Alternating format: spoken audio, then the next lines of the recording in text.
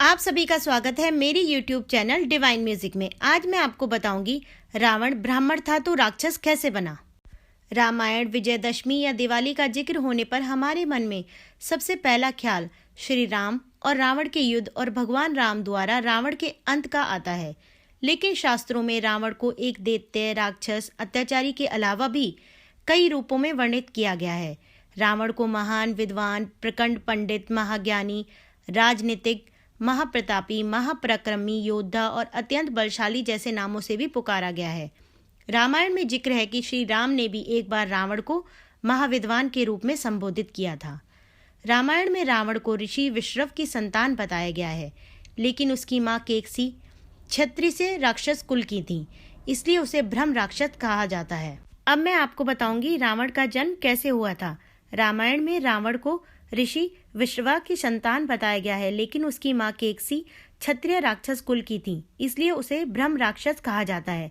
राक्षसी और क्षत्रिय दोनों गुणों के साथ वो बेहद बलशाली और बहुत बड़ा शिव भक्त था। रावण का जन्म महान ऋषि विश्रवा, वेश मुनि और उनकी पत्नी दैत्य राजकुमारी केकसी के घर हुआ था। उनका जन्म देवगढ़ में हुआ था, क्योंकि उनके दादा ऋषि पुलस्त्य ब्रह्मा के 10 मानस पुत्रों में से एक थे। वो 7 महान ऋषियों के समूह जैसे सप्तऋषि कहा जाता है उसके सदस्य थे। केकसी के पिता और दैत्यों के राजा सुमाली की इच्छा थी कि उनकी बेटी की शादी नश्वर दुनिया के सबसे शक्तिशाली व्यक्ति के साथ हो, ताकि उससे एक असाधारण संतान का जन्म हो। उन्होंने अपनी बेटी के लिए आए विश्व के बड़े से बड़े राजाओं के प्रस्तावों को ठुकरा दिया, क्योंकि वो सभी उनसे कम शक्तिशाली थे। केकसी ने इसके बाद ऋषियों में अपने लिए वर की खोज की और आखिर में विश्रवा ऋषि को शादी के लिए चुना, जिनका एक और बेटा कुबेर था। रावण ने बाद में अपने सौतेले भाई कुबेर से लंका छीन ली और उसका राजा बन गया। रावण के 2 भाई विभीषण और कुंभकर्ण भी थे। उनकी माँ के कुल का संबंध मारीच और सुबाहु दैत्यों के परिवार से था। केकसी ने एक बेटी को भी जन्म दिया था, जिसका नाम चंद्रमुखी था, जिसे बाद में राक्षसी सुपर्णखा के नाम से भी जाना गया। रावण ने अपने पिता से वेद और युद्ध कला सीखी। पिता विश्रवा अपने बेटे रावण को आक्रामक और अभिमानी होने के साथ साथ एक अनुकरणीय विद्वान कहते थे। विश्रवा के संरक्षण में रावण ने वेदों, पवित्र ग्रंथों, क्षत्रियों के ज्ञान और युद्ध कला में महारत हासिल की। रावण एक उत्कृष्ट वीणा वादक भी था और उसके ध्वज के चिन्ह पर वीणा का भी चित्र दिखाई देता है।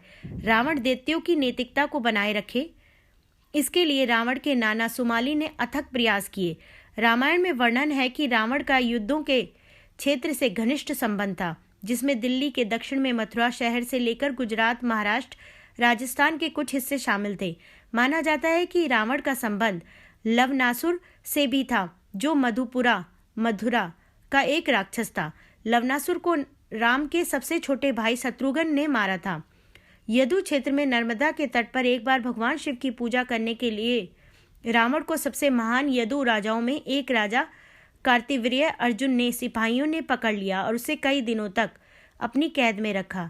रामायण के संदर्भों में बहुत साफ साफ कहा गया है कि रावण पूरी तरह मनुष्यों या फिर असुर के समान नहीं था, वो इससे कहीं बढ़कर था। अब मैं आपको बताऊंगी रावण ने क्यों की शिव की तपस्या। अपनी शुरुआती शिक्षा के बाद रावण ने कई वर्षों तक शिव की गहन तपस्या की। तपस्या के दौरान रावण ने शिव को प्रसन्न करने के लिए बलिदान के रूप में अपना सिर 10 बार काटा। हर बार जब वो अपना सिर काटता तो उसके धड़ में एक नया सिर लग जाता, जिससे उसने अपनी तपस्या पूरी की और अंत में भगवान शिव ने उसकी तपस्या से प्रसन्न होकर उसे वरदान दिया।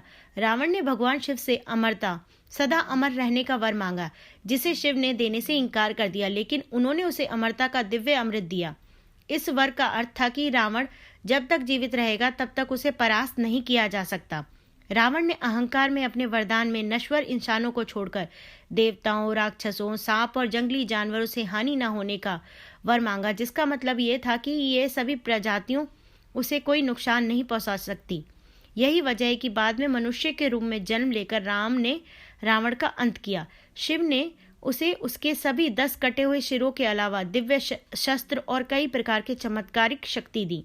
इसी वजह से रावण को 10 मुख या दशानन कहा गया। अब मैं आपको बताऊंगी रावण कैसे लंका का राजा बना। इन वरदानों को हासिल करने के बाद रावण ने अपने दादा सुमाली की तलाश की और अपनी शक्ति का विस्तार करने के लिए सेना का नेतृत्व करने लगा। इसके बाद रावण की नज़र लंका पर पड़ी और उसने उस पर कब्जा जमाने की कोशिश शुरू कर दी। लंका एक बेहद सुंदर और रमणीय शहर था, जिसे शिव और पार्वती के लिए विश्वकर्मा द्वारा बनाया गया था। बाद में ऋषि विशर्वा ने लंका में यज्ञ के बाद शिव से उसे दक्षिणा के रूप में मांग लिया। इसके बाद कुबेर ने अपनी सौतेली माँ केकसी के जरिए रावण और अपने अन्य भाई बहनों को यह संदेश पहुंचाया कि जब लंका उनके पिता विश्रवा यानी उन सभी की हो चुकी है, लेकिन बाद में रावण ने लंका को बलपूर्वक छीन लेने की धमकी दी, जिसके बाद उसके पिता विश्रवा ने कुबेर को सलाह दी कि वो लंका रावण को दे दे, क्योंकि रावण अब अपराजय है। इस तरह रावण ने लंका पर कब्जा कर लिया। रावण को क्यों कहा जाता है भगवान शिव का परम भक्त, अब मैं इस विषय में आपको बताऊंगी। लंका पर विजय के बाद रावण शिव से मिलने के लिए कैलाश पर्वत पहुंचा।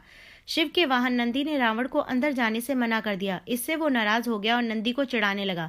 बदले में नंदी भी क्रोधित हो गए और रावण को श्राप दिया कि लंका को एक वानर द्वारा नष्ट किया जाएगा। नंदी के सामने शिव के प्रति अपना प्रेम दिखाने के लिए रावण ने कैलाश पर्वत को उठा लिया और कहा कि वो शिव समेत पूरे कैलाश को लंका ले जाएंगे।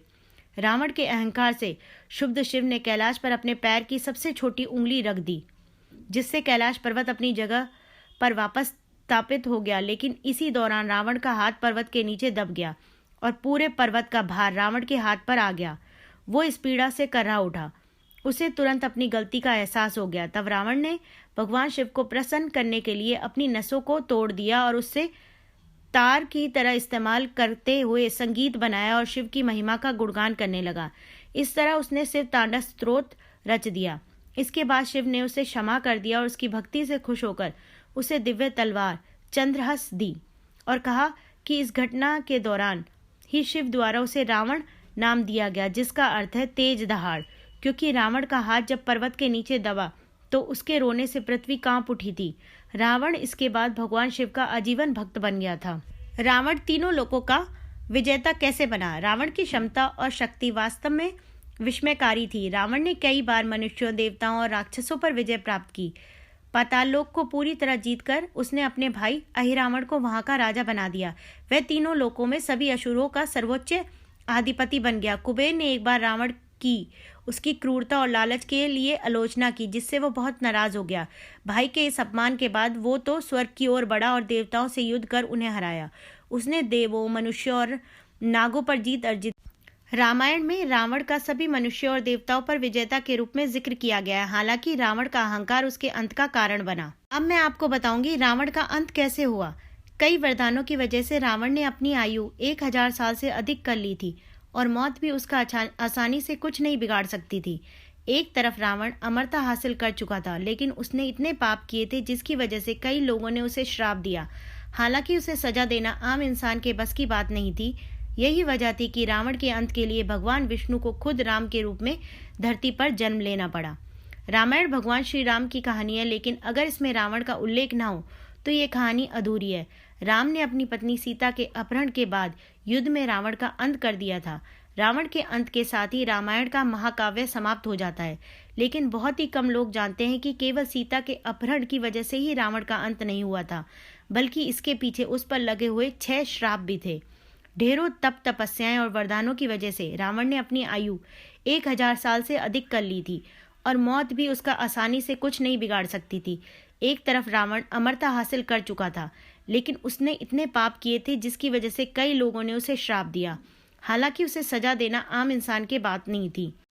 लंका के राजा रावण को उसके जीवन काल में इतने श्राप मिले जिसकी वजह से न केवल उसकी मृत्यु हुई बल्कि उसके वंशज का भी नामो निशान मिट गया। आइए अब मैं आपको इसके विषय में बताती हूँ। रघुवंश वंश में एक प्रतापी राजा था जिसे अनन्य के नाम से जाना जाता था। रावण पूरे विश्व को जीतना चाहता था, जिसकी शुरुआत करने पर सबसे पहले उसका युद्ध राजा अनारनन्य से हुआ था। उनके बीच लंबे वक्त तक भयंकर युद्ध चला। हालांकि राजा अनारनन्य ने इस युद्ध में अपनी जान गंवा दी, लेकिन उन्होंने मरने से पहले रावण को श्राप दिया कि उसका अंत अनारनन्य के वंश में जन्म लेने वाले एक व्यक्ति द्वारा किया जाएगा। इसके बाद भगवान राम का अनारनन्य वंश में जन्म हुआ और उन्होंने रावण का वध किया।